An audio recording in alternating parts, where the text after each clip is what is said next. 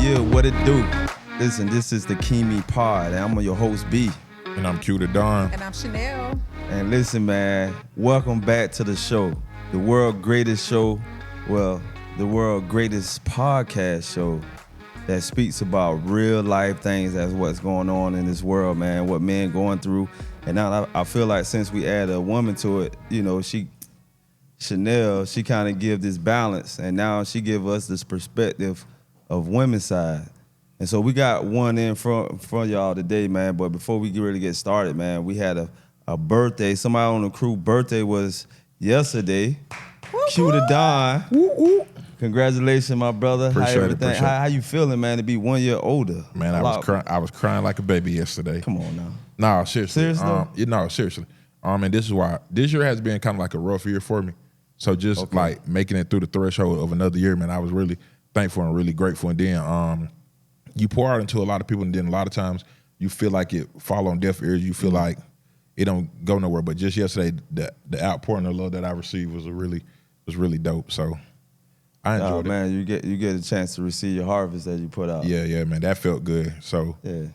So it was a good like the cry was a joyful cry, like thankful. Yeah, very thankful, man. Like I said, it's been kind of a rough year, but getting through it. So yeah, getting through it. So it felt good. Okay. Hold on, wait a minute. Yeah. Before we start, because I asked you about that Mountain Dew thing. We ain't sponsored by Mountain Dew now.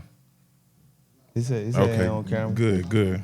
Cause that was it was just throwing me. It was throwing guess me. what? Since he done said it, I drink Mountain Dew. All right.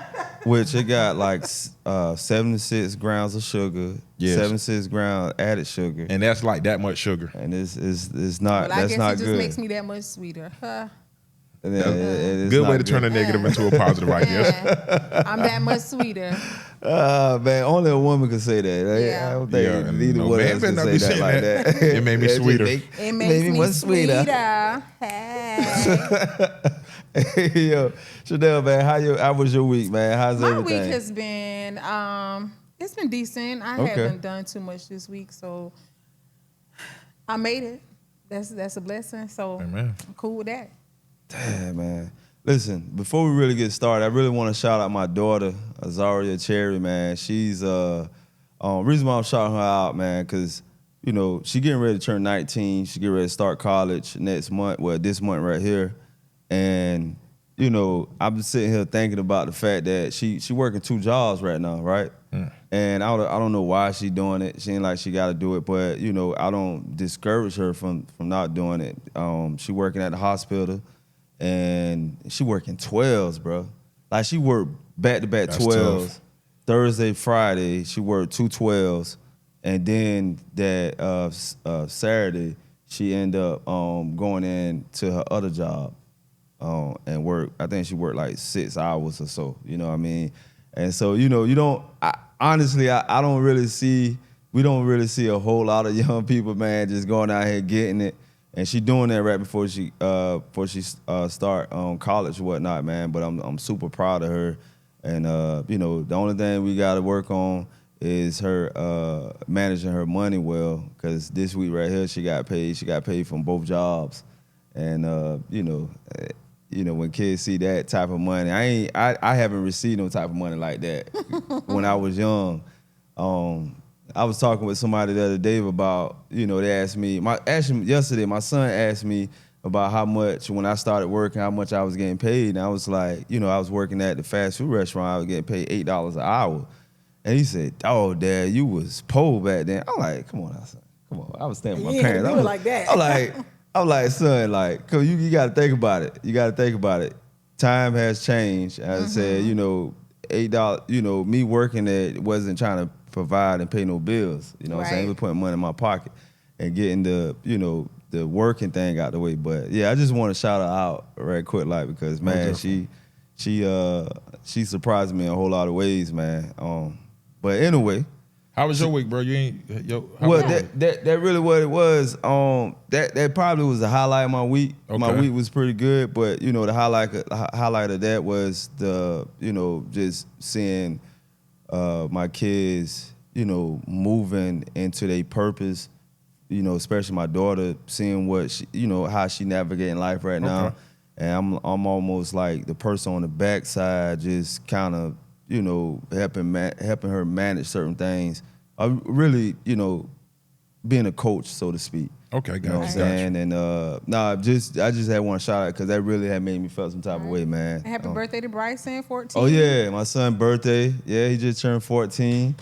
Actually, him and Q, the Don, man, birthday on the same day. And honestly, they have some similar characteristics. For real though. But man, listen, I ain't gonna hold y'all, man. Shannell, it's on you. Okay, so I wanted to do something a little different, have some fun with it. I don't care what y'all say, but the game is kind of like this. I'm gonna explain my take on it because, of course, it's something I made up. I'm gonna read a quote or saying or something that came from a movie, either a book or an actual quote. And when you hear the quote, say what comes to mind, whether it's something inspirational, how it applies to your life, or if it's something that, like I said, a movie quote, flip it into something positive. Okay, got you. So yeah, think fast. I don't want you to sit here and ponder on it too long. But when you hear the quote, say what comes to mind, apply it to your life, elaborate on it, whatever you feel like you need to do with it. But let's keep it rolling, okay? Oh, man. You ready? Yep. The first one is, you see, it's the principle. There's principalities in this whole thing. What I get from it is sometimes when you're dealing with people, it ain't about just like what's on the surface. It's the deeper moral compass behind it.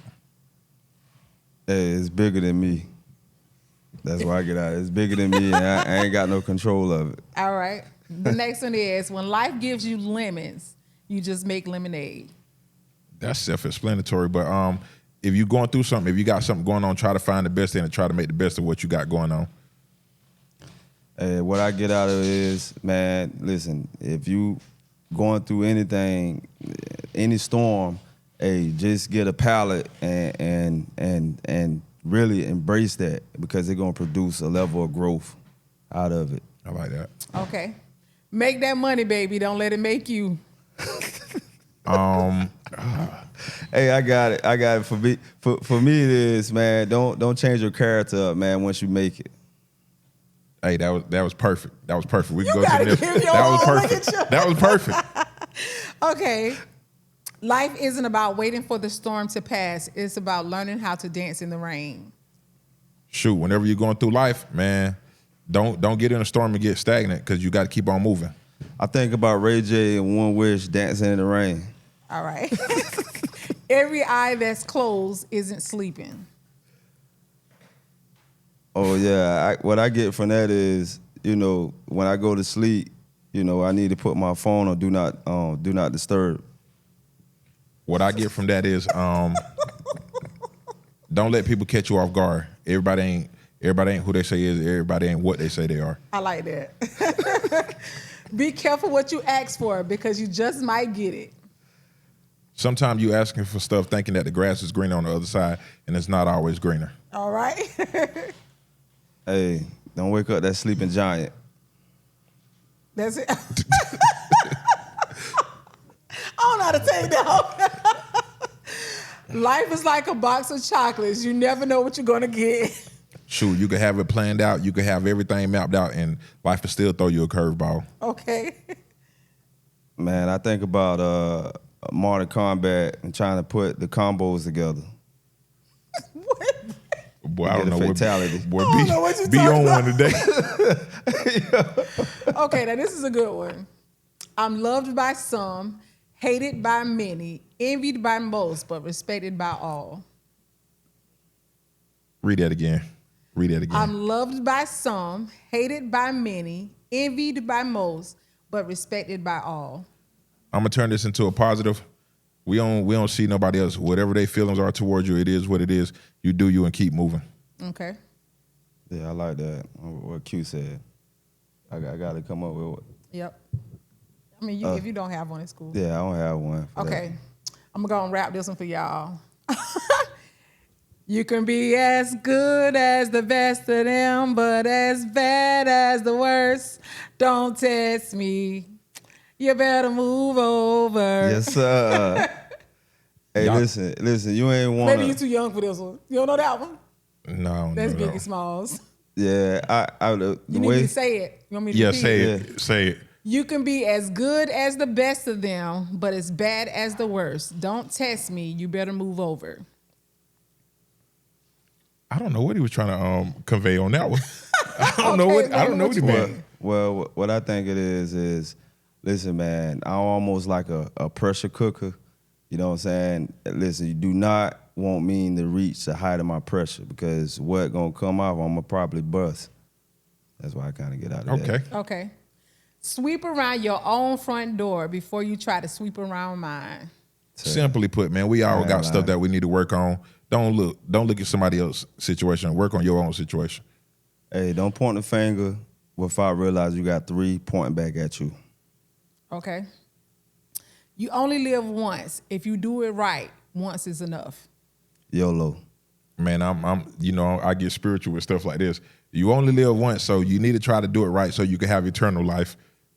Okay, well, this is going to fit perfectly with that. Lo, I am with you always, even until the end. Man, even in the midst of your storm, in the midst of your darkest battles, if you look for him, God is there to be found. Okay. Wisdom comes from experience. Experience comes from lack of wisdom. Yeah, that's a Read good that one. again. Read that again. You kinda never got Wisdom that one. comes from experience. Experience comes from lack of wisdom. For me, is in the beginning, you trying to figure some stuff out, and you don't even have wisdom at first. But once you kind of go through it and look at all the mistakes you made through all of that, you didn't gain wisdom. Perfect. Okay. You can't live above your years. Some things, man, you're going to go through some stuff, and I can tell you what it is, but because you haven't experienced it yet, you went through it yet, or in that circumstance or situation, some things you just going to find out on your own. And no matter the amount of advice I gave you, you still ain't going to get it until you go through it. Okay. Death is not the greatest loss in life. The greatest loss is what dies inside when you're still alive. Never surrender. I feel like with that one, that was a great one. Yeah. To have lived and never tried something that you actually wanted to try or shoot for the stars. So if you fall, you land on the cloud. To never have done that is a dreadful feeling. So do whatever it is that's in your mind to do. Try it, and if you fail, you just learned a lesson. You ain't never failed at anything. Okay.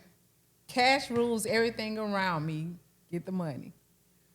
Man, go get you some money.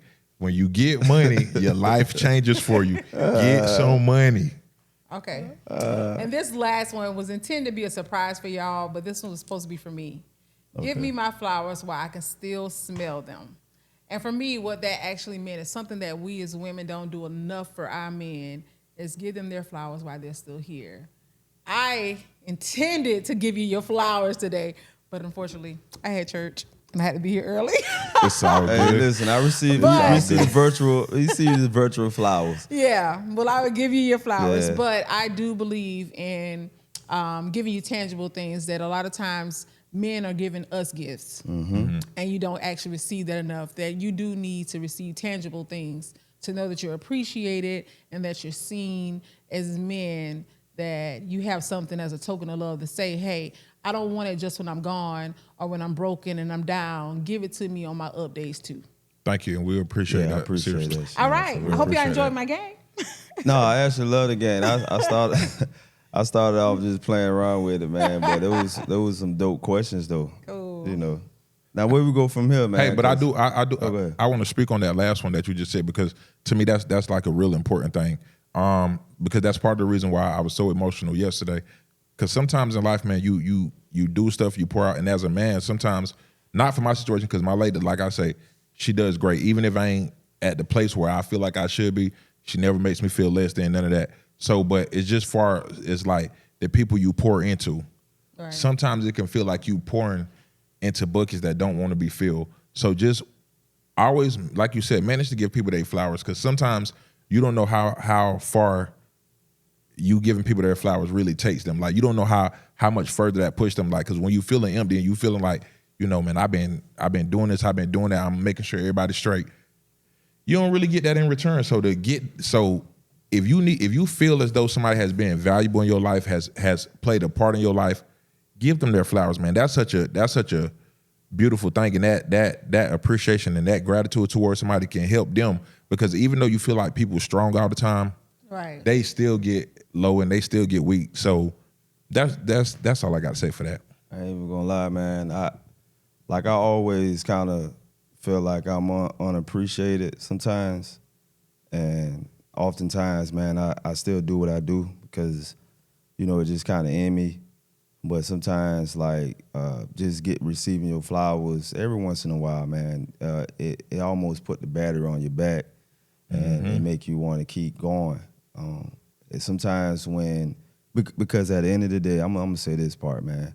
Most men deal with this silent voice that's in their ear every time, man. And sometimes it's different depending on the man and what his upbringing was. But a lot of times it can be a level of insecurity, a level of, listen, you ain't doing enough. And oftentimes when people see men do certain things, and they trying to figure, why he do that, man? He just too extra, but they don't know what voice that really propelling them to do some of these things and go hard. Sometimes it's that voice that saying that you heard when you was growing, you ain't gonna never be shit. And sometimes that voice right there, you have that been said to you at a younger age, and that same voice is what propel you into being the man you are. But then as you get older, you realize like that energy right there, you can't really carry that into your next season. And sometimes, it's a weight to have that, what I'm saying, to feel that.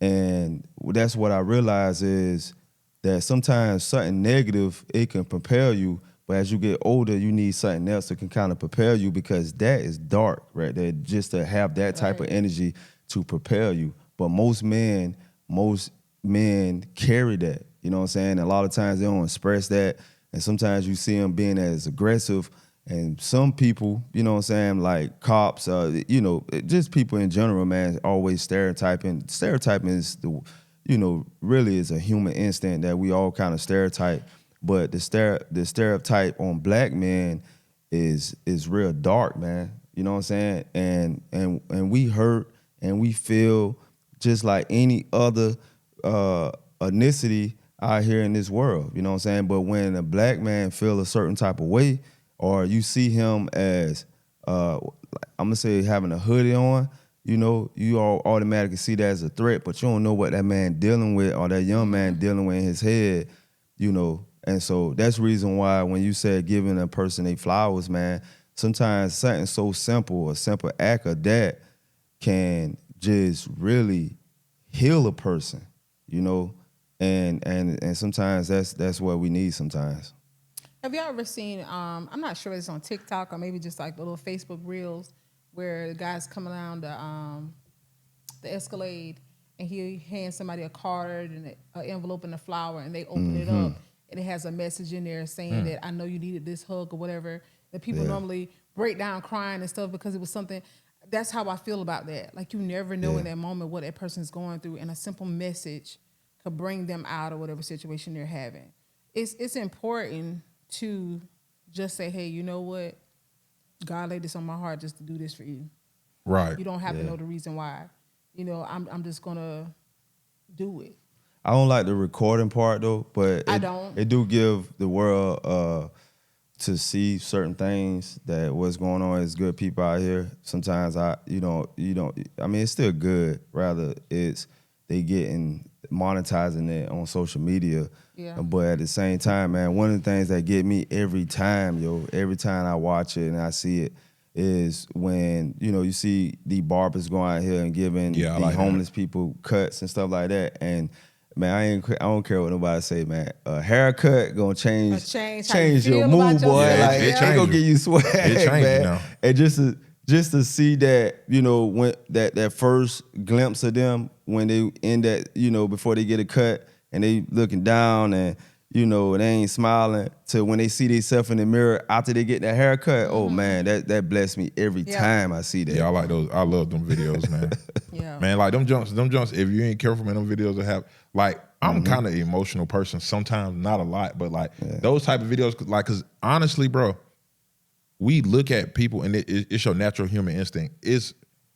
And I always tell people this: everybody don't have the same amount of fight and the same amount of get back. So some stuff hit people, and we always got this judgmental thing where we be like, you know, well, they like that because boom, boom, boom.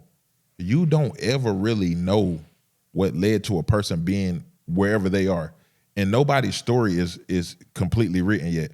Your story is written once you in that ground. You write it every day, but it's not completely written. Right. So you never know what can turn and make you, because there's some people that go through stuff that makes them lose their mind. So like we always just so judgmental, but for those people that do those transformation things and just, man, it made me emotional, because I'm like, how many people done walk past these people, probably could have paid for a haircut, could have done something, and just be like, nah, they whatever they are. But like, yo, in life, sometimes I think we have to slow it down a little bit. We chase the money, we go get the money, we got a lot of other things that we focus on and a lot of other stuff that we do. But don't ever get so out of touch with the human reality that we just can't reach out and touch people. Like, so that's why those things make me a little bit emotional. Man. That got kind of, you know, a little grim, sad. Oh no, man! I was just sitting here and whole deep thought about that whole situation, man. Like how like we I'm telling you, you could get conditioned to do condition to certain stuff. Like for instance, like when you're in a hurry, and you know, like I'm gonna use it when we went to Atlanta, and they got so many homeless people in Atlanta.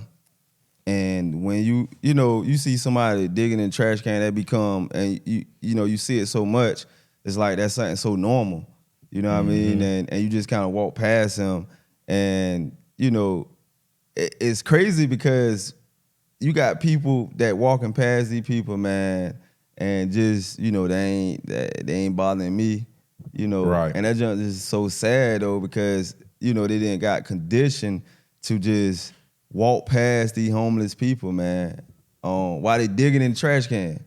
Right, like not even saying like I got to go give you some money, but like you can't give like somebody. Come here, man. Come on. You I ain't gonna don't do think it in the it's trash so can. much that people don't want to help. I think it came from the fact of when it was a time that people were helping. You have people that have been combative. You have had people that are in that position that, of course, were on drugs and somebody died from overdose. It's a lot of reasons why some people do turn a blind eye, not because everybody doesn't want to help. Some people are afraid to help because of the consequences of helping.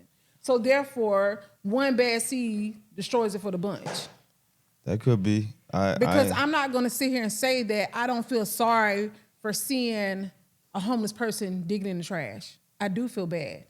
But I know years ago, a guy cussed me out because he asked me for $10, and I went and bought him some food from McDonald's, and he threw that food down, and I wanted to cut his rope. You know what I'm saying? Like stuff like that will make you say, I ain't never. So we categorizing everybody? No, you don't situation? want to. You don't want to. But we're human too. Right. And I'm not Yeah, saying don't is. help anybody. But there are certain people, and I'm not saying that I've never helped another homeless person after that, but there are certain people who feel like I work hard for my money, and if I done tried to help one person or 10 people and it got thrown in my face, or they went out here and bought drugs with it, or the same person I helped last week ended up dying of an overdose this week, it makes you want to say, I'm scared to help. Or I don't want to help because I don't want to lose money and it's not going to the right place or whatever. You know, it's a lot of reasons why I could people definitely don't understand help. that. Yeah, I can see But that. but I would say to that too, don't categorize everybody in the same situation, Right. because I'm gonna look at this from a career field, a career stance.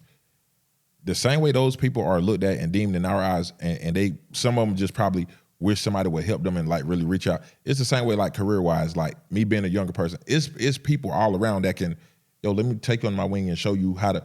So it's the same sense. Like everybody goes through that in a certain sense, but like we just don't, like you said, not everybody's not numb to it, and you may have had a bad experience, but don't let one or two bad experiences. If the Lord put it on your heart, I'm not saying everybody, because everybody that I see, I don't feel an urge to help them. I'm not going to even lie to you. But if I feel an urge, whatever you do with what I give you, that's on you. I know the intent that I had when I gave it to you. I didn't intend for you to go. Now, if I know for a fact, like when you get this, you about to go buy a beer, I'm probably not going to. I can't judge what you do, but I'm not going to give it to you if I've seen you do it. But if I didn't see you do it and you go do it, my intent was to do that to help you. Now, whatever you did with that, that's on you. But if I ever feel the pull or the tug to help somebody, I will. And I would just urge anybody, if you feel that, to just, even if you had a bad experience, still help out, because that might be a meal that somebody can get for that day. So I would say there's a lot of programs and all types of stuff, man, in the city. This city alone, in Florence, they have a whole lot of programs, a lot of homeless shelters for some of these people who don't, necessarily have a place to lay their head at. But the part is, this is the part right here, man. Most of these people is like have mental issues, that mostly homeless though, you know what I'm saying? Like they don't necessarily, I mean, you could say some of them on drugs, but for the cases that I didn't see and came encounter with, you can tell something going on mentally. And most of these people really want to be homeless, and they have families that will help. But they just really don't want to be bothered with them because they didn't exhaust their resources with their family, man. But also too, with that in America in general, not just one place or another, but in America in general, we have, unless it's commercial mental health, we have cast people aside that needs like real life mental help. Right. Like if it ain't commercial, and when I say that, I mean like the typical stuff. We don't really, if somebody needs mental help, we don't really want to deal with the hard people. We always want to deal with the people that's functioning. They functioning well. They might have a little therapy they need, but we in America, if you, and I hate to use this term, but if you deem that's one of those crazy people, let them do whatever they do. But you can't, like, I just think our mental health system is so commercialized. We don't really have a system, really. Yeah. Like, because if somebody really going through something, a lot of these people shouldn't even be on the street. Honestly, with their mental capacities and like, if you got somebody, I used to work at a hospital, so we'll have the same repeat mental health people come to the emergency room. They put them on a 24-hour hold, put them back on the street. If that person is a reoccurring door, you don't think, like, at some point in time, like, yo, these people really, really need to go somewhere where they can get the help that they need, whether that be medicine, whether that be institutionalized, something. But in America, we don't really, that's not a priority. Like, we don't mind putting people on the street, like when they got mental health problems. And it becomes a danger for that person and for other people in the community, because like you said, some people don't know how to approach those people, because you got to think, let's use you a woman. So you go and trying to help somebody and they spaz on you. If your son's with you, that might end up being bad for that person. But the whole time, that person was known to have mental illnesses. So why didn't any of the professionals that could have done something, why nobody did anything? So we don't really look at mental health, because I don't honestly think nobody wants to be homeless. I just think like you said, you exhaust all your resources, because the average layperson we don't know how to deal with somebody who's like really, like, we hear this saying all the time, bipolar. A lot of people say that, but they don't know the real stuff of bipolar, like bipolar tendencies and all that, and like schizophrenia. Like, we're talking about people that get violent in those modes. Right. We, as regular people, we don't know how to deal with that. Like, because I'm gonna tell you, if I'm dealing with somebody that's in that and having one of those breaks, ain't no telling what I'm gonna do, but I ain't gonna let you hurt me. But so they do end up exhausting their resources with their families and their people, because we're not trained professionals. We don't know how to deal with it. Well, I'll say this. I'll say that this particular thing it's really, really dear to me. This topic right here. My brother's bipolar. He got He ended up bipolar back in 2003. He was normal, smartest kid I have, smartest person, still the most intelligent person I know. Ended up, he smoked with somebody, they laced it, gave him a chemical imbalance, and they diagnosed him with bipolar disorder. And my brother has since, he was in jail before, he had been in and out of jail before, but since then, since being bipolar, he's probably been in and out of jail a lot more. You understand that the government is not set up the way it is right now. The law is not set up in a way in which it benefits those that are mentally challenged. And it's definitely not helpful to the families of the people who are mentally challenged because we can't commit them. And I say the fatal flaw to medication, especially with mental patients, is they have to believe that they have an issue to take the medication. So my brother's issue is he doesn't think he's sick. He really just doesn't think nothing's wrong with him. He thinks that I drank too much or I smoked too much. So he's at the end of a 9-year bid right now. And what happens is, while he's in jail, they pump him up with his drugs. He got to take the medication. He gets out, he don't have to take the medication. Medication wears off after, I would say, about maybe 2 weeks. So every time he gets out on probation over the last 9 years, he'll do something and they'll violate him, put him right back in. But when he's in, he's getting the medication, but he's not getting the therapy behind the with the medication to help him understand that he's sick because he's in prison.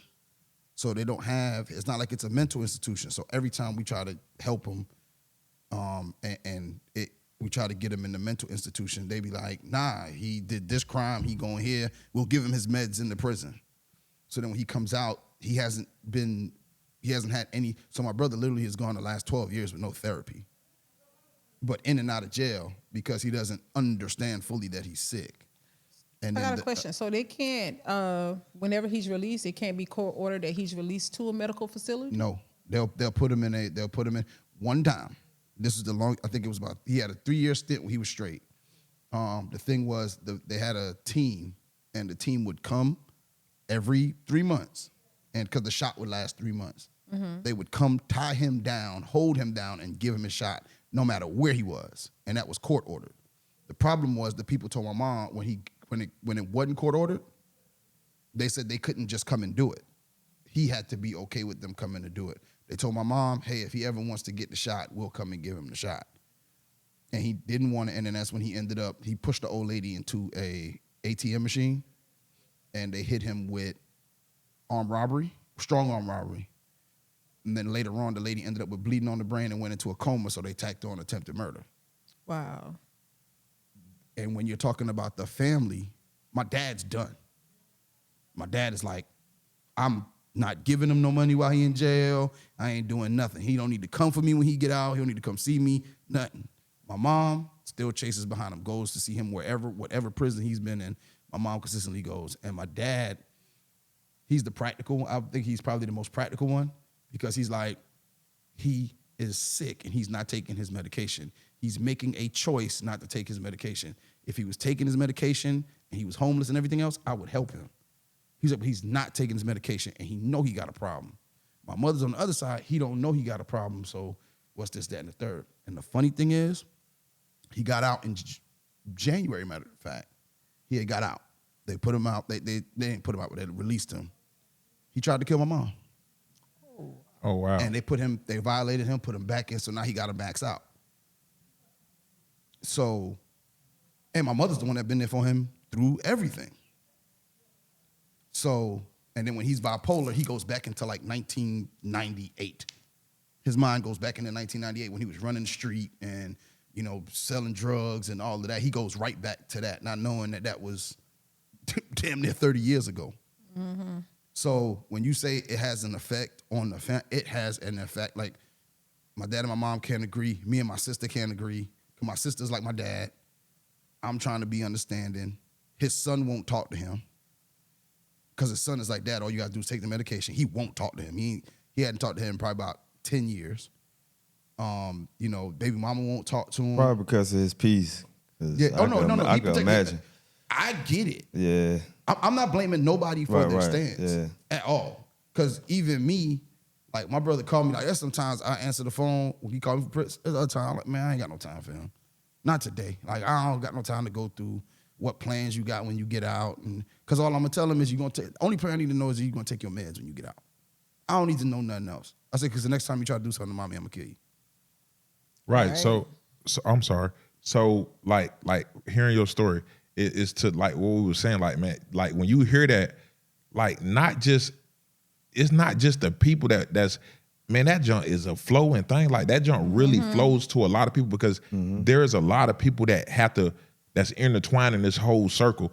So like, and I found that like working in the medical field, like when black people first got hooked on drugs, I'm not that old, but just reading up and just doing research, they started criminalizing drugs. But when it became a white thing, that's what I mean by like a lot of the stuff is commercial. Yeah, it became crisis they right need now. help. This is a sickness.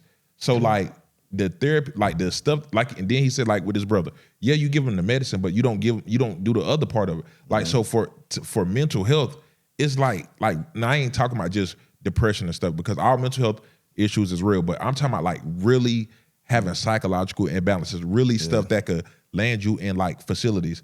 That stuff is not really dealt with on a real level, and so that to me, I feel like that's a flaw in America's like in our whole infrastructure because honestly, like I wouldn't know what to do in a situation with a family member like that. I don't know what to do. And that's the funny thing. Like I've never been home when he's been out. Yeah. I've always been here. And just so happens that every time I'm home, he locked up. So I wouldn't know what to do. My mother knows what to do. My dad knows what to do. My sister even knows what to do. I don't even know what to do. Because you know what you would do if it was a person in the street that was acting irrational or something. I know what I would do to a person in the street, but this is my blood. And I can't even tell you how many times he's been beat up. Like he's been jumped. He's been stabbed one time because he gets aggressive when he's mad. They're called manic. Manic, when bipolar when they're manic. When he's manic, he becomes violent, or I wouldn't say violent, but he becomes aggressive. He talks trash to everybody. He like I said, he's back in 1998 where he was running the streets. I'll shoot your ass and I'll this, I'll that. You know what I'm saying? He goes right to that, and anybody who's seeing him or whatever, he's going to approach him. So a lot of times, because he's in that mindset, he's in parts of Newark, New Jersey, or in Brooklyn where you really can't be saying and doing anything. Yeah. Right. Especially So with the young. when he manic, we just wait for him to turn up in the hospital. When he out and he manic, my mother just tells me make the call to everybody. I call all my boys in the street, say if you see him, call an ambulance, and then we just wait for him to show up in the hospital or jail. Because eventually he's gonna show up somewhere. Yeah, that's tough, man. It's one thing I really want to address though. See, I go to therapy too, you know, and not only I go to therapy, I'm supposed to be taking, you know, some medicine too as well, but not all the time. And I remember my therapist told me, she told me that, you know, do you take your medicine? I'm like, you know, sometimes, and she was like, why you don't take your medicine? I'm like, you know, I don't like how it make me feel. One thing, I don't like how it make me feel, and then also, you know, the other part is sometimes, you know, being in denial about the fact that I gotta take medicine to regulate, you know, when I have my highs and lows. I ain't been diagnosed with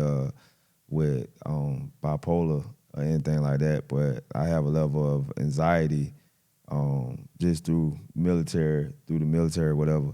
And that's one of the things, man, taking your medicine. And this conversation helped me out a lot too, though, because sometimes you don't really, you know, you still thinking that you operating from a place where you, you know what I'm saying, like, you normal, but then the question is, what is normal these days? You know what I'm saying? So, you know, like how my therapist say, like, nobody, if something happened to you, they ain't gonna put on your tombstone, hey, he had to take this medicine and blah, blah, blah. Nobody ain't gonna say that on there. You know what I'm saying? So it ain't, you know, so you kind of got to get out of that mindset of, you know, making you feel weak because you got to take some type of medication to regulate you, you know? Right. And so that's really, I want to add that in because a lot of time most people, you know, is in denial of the fact that they have to take a level of medication to regulate their mood sometimes, you know what I'm saying?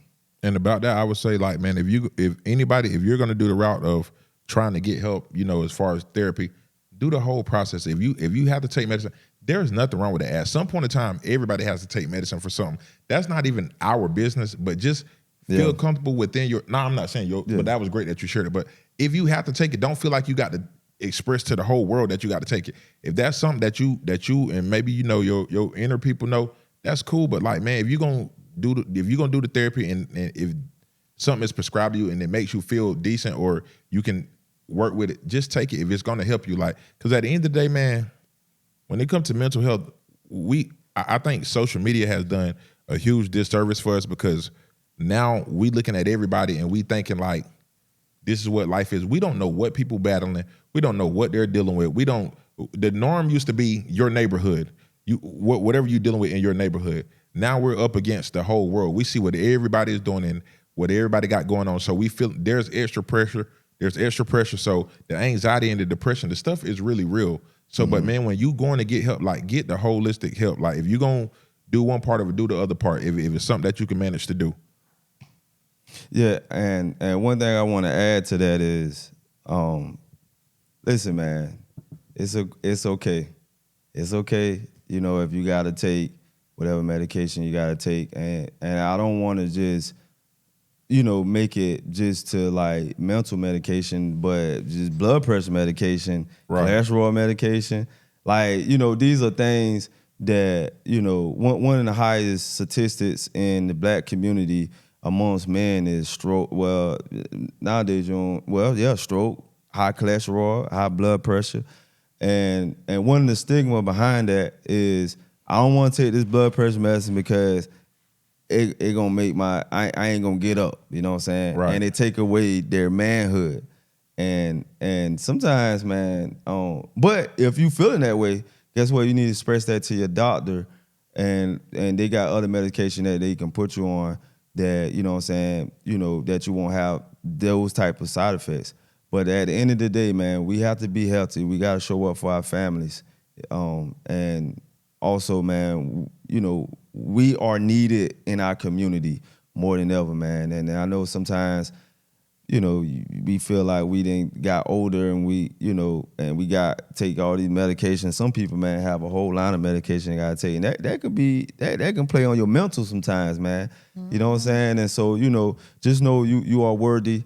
And the medication just keeping you around, but at the same time, I'm a true believer of praying over my medicine while I'm taking it. You know what I'm saying? God, I feel like it's healing me completely, where I don't have to take this medication and doing the necessary things so you can maybe potentially be off the medicine. But if you don't, that may be a thorn in your flesh that keep you humble and bring you back to the cross, man. And this all depends on where your mindset and perspective is on it, But just know you got to do what best for you and your family. You want to add something in on that? Nope, y'all did a wonderful job. Hold on, I got something. We're gonna put out a challenge this week. One thing that helps out with a lot of different stuff when it comes to medical wise is water intake, and you will be surprised how many people don't drink water at all. So let's challenge ourselves this week to at least increase our water intake. That's not saying, you're going to be healed overnight by doing that. What in that cup? But I'm gonna tell you the truth. Is it water in that cup? It ain't. I know somebody had this is the crazy part, right? It ain't nothing in this cup. I just brought this cup in here because this is marketing. Yeah. So I just brought the cup in here. But let's increase our water intake. That's one thing we could do, and also get active, get to moving. Because I was thinking the other day, bro. We used to walk the stores. We used to walk through the neighborhood. Yeah, bro. Besides me being intentional about exercising, I can't tell you last time I walked to a store. I walked to anywhere. Like, a lot of people don't move. We don't have a lot of motion going on nowadays. So you seeing rises in like health related issues amongst young people, because you think, man, it used to be nothing for us to get, okay, they don't go to the park. They don't go do nothing outside. So, man, back in our day, we used to get up when the sun come up, and during the summertime, we ain't came home to the street. First of all, you got yard work. You got to do on the Saturday. Yard work, you got to clean up your room. Then you go outside, and we don't come back in. I don't know what we're eating throughout the day, because we ain't get back in the house until street lights. That's why people were teeny. And when I say teeny, they would probably cut up with abs. Yeah, most definitely, because we actually did the physical work. Now, the more technology becomes a part of our life and the more everything becomes easier, even to the fact of this, bro, you could order your groceries online. You could order your stuff like online. Like it's such a, technology is a blessing. But bro, it's hurting us so much. And it's the hurt that we don't see that's really killing us. Like going to walk around the grocery store, that could be beneficial. That might be the only exercise somebody gonna get all week. But now you can sit in your house, sit in your recliner, Walmart to come. Some people don't leave the house. They don't leave the house. Imagine if you work from home, you order your grocery all the time. I can't You do watch it. TV to do your praise and worship or go to church or whatever. You do everything. My neighbor from do your that. home. Right, like that's crazy though. So neighbor do that. even Everything your is at social home. life gonna be different. You ain't even got to leave the house to do that. You can FaceTime everybody. Yeah, man. We Hey, but you know what though? I just told my son about that. I just told my son because he said he have social anxiety when he out in public, you know, and I mean I'm like, son, how the hell you know that you got social anxiety? Like you know you just 14, but he was when he get in public, you know he just shy away, like he get like real shy or something. And but I told him.